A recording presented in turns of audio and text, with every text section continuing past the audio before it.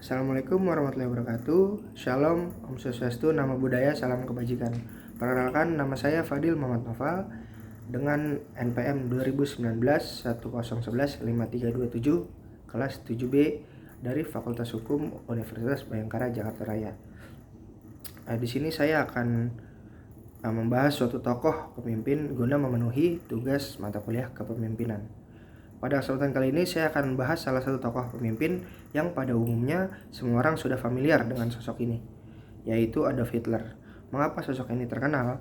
Karena Hitler adalah salah satu tokoh paling berpengaruh pada abad ke-20 yang menjadi tokoh utama Jerman Nazi, Perang Dunia Kedua di Eropa, dan Holocaust. Bagaimana cara Hitler untuk mencapai hal tersebut? Tentunya Hitler memiliki jiwa kepemimpinan yang kuat untuk mewujudkan rencananya. Akan tetapi sebelumnya saya akan memaparkan riwayat hidup Adolf Hitler secara singkat. Adolf Hitler sendiri lahir tahun 1889 di Braunau, Austria. Adolf Hitler merupakan veteran Perang Dunia I. Ia tercatat sebagai anggota ketentaraan Bavaria, Jerman.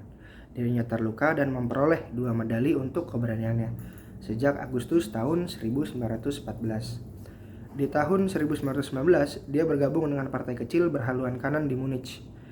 Dan segera partai ini mengubah nama menjadi Partai Buruh Nasionalis Jerman atau yang disingkat Nazi. Dalam tempo 2 tahun dia menanjak jadi pemimpin yang tanpa saingan yang dalam julukan Jerman disebut Führer. Di bulan Januari tahun 1933, pada umurnya yang ke-44 tahun, Hitler menjadi konselir Jerman. Dengan jabatan itu, Hitler dengan cepat dan cekatan membentuk kediktatoran dengan menggunakan aparat pemerintah melabrak semua golongan oposisi. Perlu dicamkan, proses ini bukanlah lewat erosi, kebebasan sipil, dan hak-hak pertahankan diri terhadap tuduhan-tuduhan kriminal, tetapi digarap dengan sebutan kilat dan seringkali partai Nazi tidak ambil pusing dengan prosedur pengajuan di pengadilan sama sekali. Banyak lawan-lawan politik digebuki bahkan dibunuh langsung di tempat. Meski begitu, sebelum pecah Perang Dunia Kedua, Hitler meraih dukungan sebagian terbesar penduduk Jerman karena dia berhasil menekankan jumlah pengangguran dan melakukan perbaikan-perbaikan ekonomi.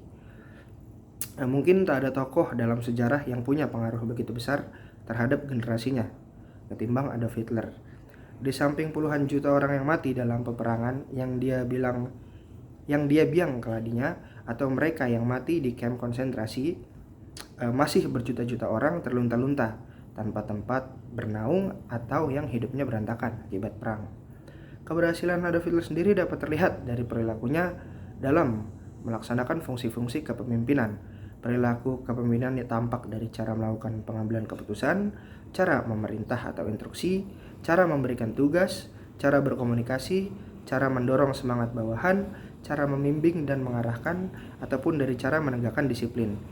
Adolf Hitler menjadi pemimpin yang berhasil pada masanya, walaupun dia oleh dunia luas dianggap sebagai manusia yang paling jaram sepanjang sejarah.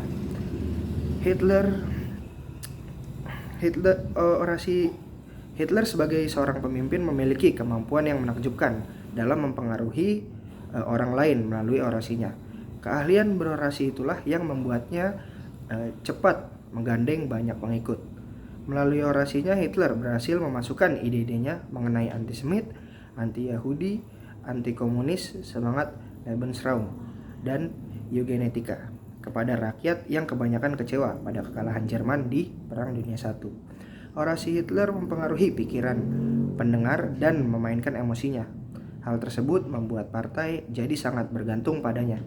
Sejak Hitler masuk, keanggotaan Partai Buruh awalnya hanya puluhan orang, berkembang pesat menjadi ratusan bahkan ribuan orang.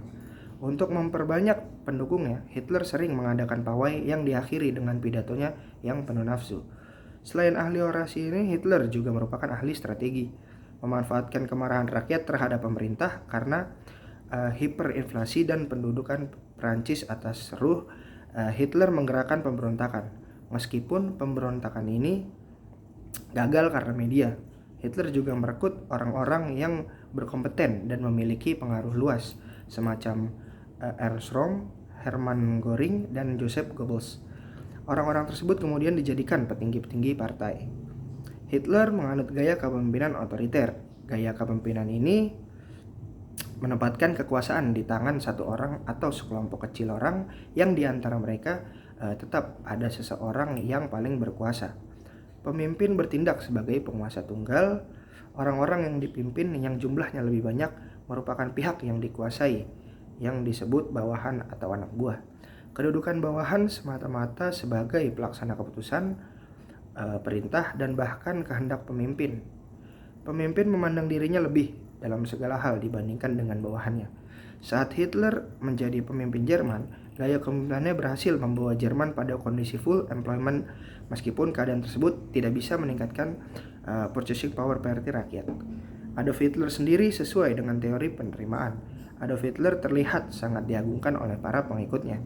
Ini berarti bahwa Hitler sangat dominan dalam jalannya pemerintahan sesuai dengan teori penerimaan.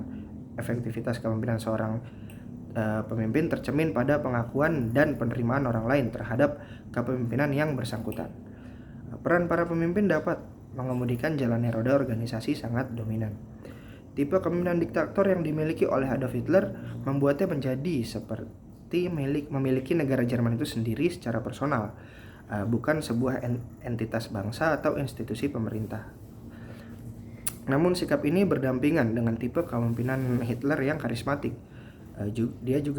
Hitler memiliki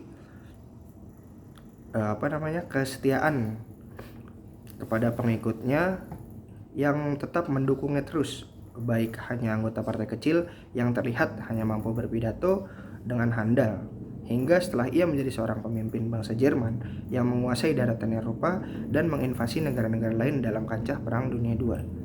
Kelemahan kepemimpinan otoriter Adolf Hitler yaitu sifat keras kepala Adolf Hitler dan merasa selalu benar, mengakibatkan banyak kerugian yang dialami oleh masyarakat akibat sikapnya tersebut.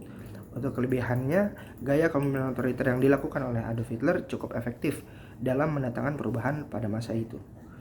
Mungkin itu saja yang bisa saya ceritakan. Maaf apabila ada salah kata atau